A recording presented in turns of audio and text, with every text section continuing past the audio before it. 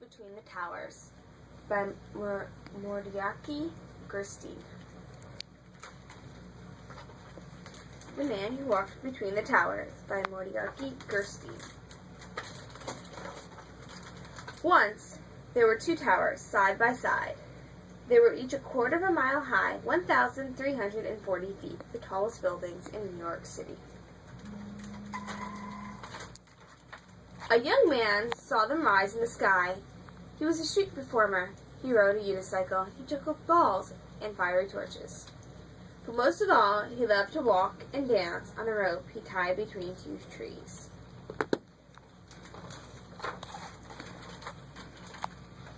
He looked not at the towers, but at the space between them and thought, what a wonderful place to stretch a rope, a wire on which to walk.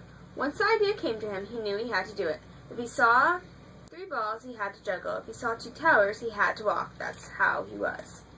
Hadn't he danced on a wire between the steeples of the Notre Dame Cathedral above his amazed home city, Paris? Why not here between these towers? Of course, he knew that, as in Paris, the police and the owners of the tower would never allow it. He must be crazy, they would say. You'll fall for sure. And so, Philippe, that was the young man's name, began to plan to do it secretly. The buildings are not quite finished, he thought. Maybe if I dress up as a construction worker. Early on an August evening, he and a friend entered the South Tower. They got a 440-pound reel of cable and other equipment into the elevator, took it to the unfinished top 10 floors, and waited till nightfall when everyone had gone. Then they carried everything up 180 stairs to the roof. At midnight, on the other tower's roof, 2 more friends tied a thin, strong line to an arrow and shot it across to Philippe, 140 feet away. It missed and landed on the ledge 15 feet below the roof. Bad luck, thought Philippe.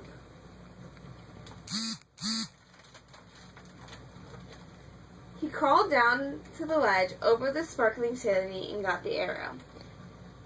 To his line he tied a stronger line, which his friend pulled back to their tower.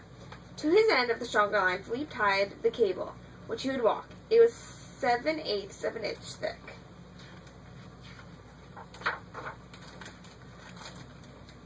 His friends pulled the cable over to their tower, but it was so heavy that it slipped from Philippe's grip. The cable's middle plummeted toward the street, pulling the friends on the other tower to the very edge.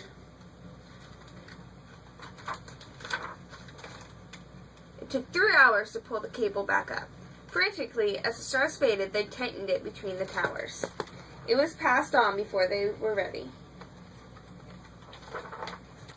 Philippe put on his black shirts and tight. He picked up his 28-foot balancing pole. All his life he had worked to be here, to do this. As the rising sun lit up the towers, out he stepped onto the wire.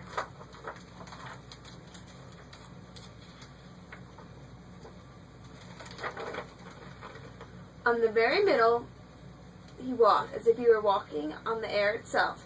Many winds whirled up between the towers, and he swayed with them. He could feel the towers breathing. He was not afraid. He felt alone and happy and absolutely free.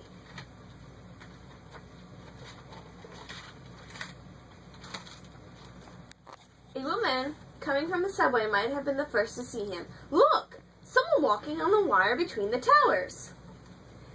Everyone stopped and looked up. They gasped and stared. It was astonishing. It was terrifying and beautiful.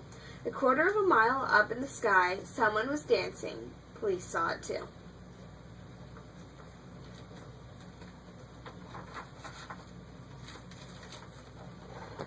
Officers rushed to the roofs of the tower. "You're under arrest," they shouted through bullhorns. Philippe turned and walked the other way. Who would come and get him? For almost an hour, back and forth, he walked, danced, ran, and knelt in a salute upon the wire. He even lay down to rest. The city and harbor spread beneath him. The sky surrounded him. Seagulls flew under and over. As long as he stayed on the wire, he was free. When he felt completely satisfied, he walked back to the roof and held out his wrist for the handcuffs. They brought him to the court. The judge sentenced him to perform in the park for the children of the city. This he did happily, though during his performances some boys playing on his wire jerked it, and Philippe fell.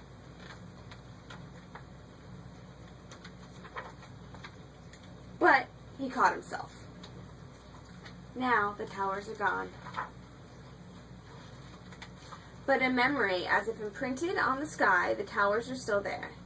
And part of that memory is the joyful morning, August 7th, 1974, when Philippe Petit walked between them in the air.